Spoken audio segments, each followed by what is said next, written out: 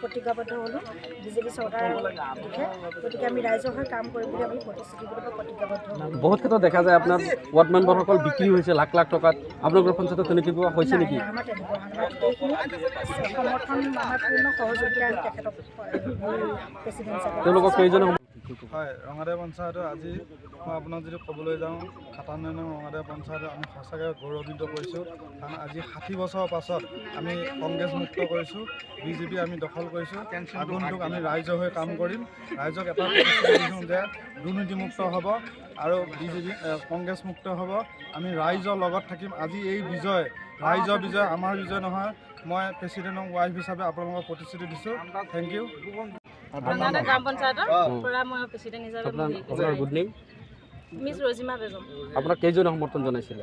মই 5জনে ছজনে সমৰ্থন জনাইছিল। আপোনাৰ নাম?